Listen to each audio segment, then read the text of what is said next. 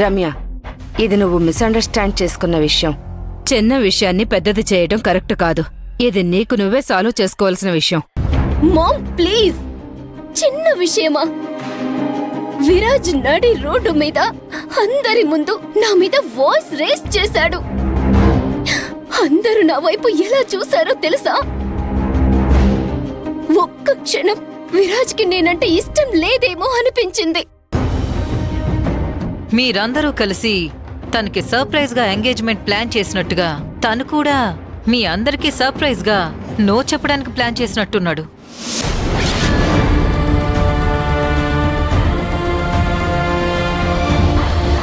అలా అనకండి సాసి. విరాజ్ ఏ టెన్షన్లో ఉన్నాడో ఏమో. నేను రాసిన కథలో కూడా ఇంతే. హీరో హీరోయిన్ ని అవాయిడ్ చేస్తుంటాడు. ఇలానే ఆమె మీద అరుస్తూ ఉంటాడు. ఆ తర్వాత చూస్తే అతను వేరే అమ్మాయిని ప్రేమిస్తూ ఉంటాడు. పెద్దమ్మా, అన్నయ్య ఎవరిని లవ్ చేయడం లేదు.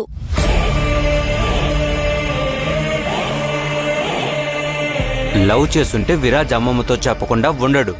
హా, చెప్తే మాత్రం పెళ్లి చేస్తారని గ్యారంటీ ఏంటి? మనకి మనమే ఏదేదో ఎందుకు ఊహించుకోవడం? విరాజ్ వస్తాడు కదా, తననే అడుగుదాం.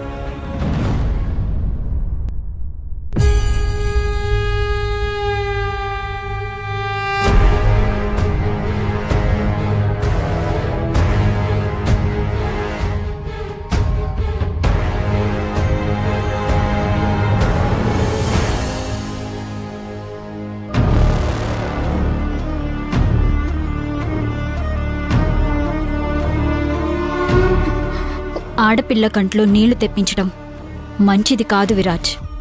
చెప్పు, ఎందుకిలా చేశావు? నువ్వు ఎవరి మీదైనా కోప్పడ్డం, అరవడం నేనిప్పటి వరకు చూడలేదు. మరి రమ్య మీద ఎందుకు వాయిస్ రైజ్ చేశావు?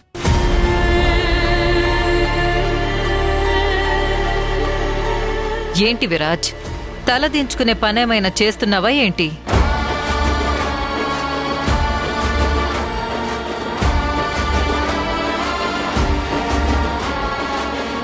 విరాజ్, ఇంట్లో వాళ్ళందరూ అడుగుతున్నారుగా, సమాధానం చెప్పు. రమ్య మీద ఎందుకు అరిచావు?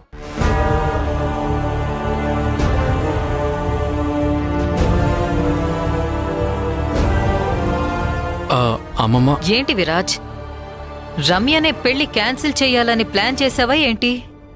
ఇంతకీ నీకీ పెళ్లి ఇష్టం ఉందా లేదా?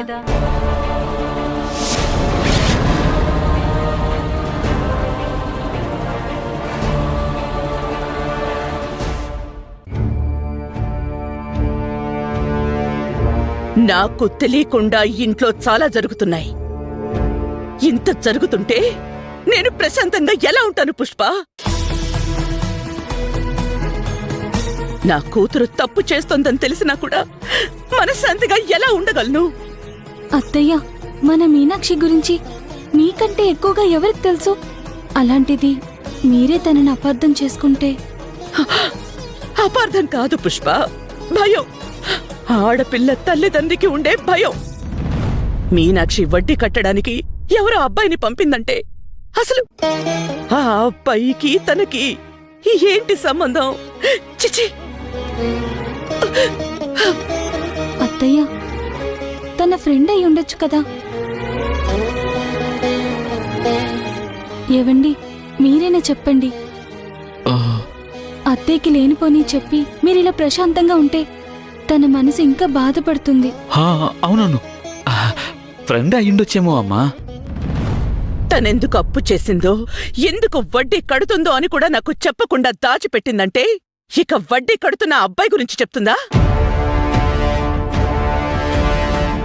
రాణి, తను నా దగ్గర దాస్తున్న అన్ని విషయాల్ని బయటికి లాగుతాను. ఈరోజు నిజం చెప్పే వరకు అస్సలు వదలను. అయ్యో, ఈ రోజు నా పని అయిపోయింది. ఏమన్నా? మీనాక్షి పని అయిపోయింది అంటున్నానమ్మా.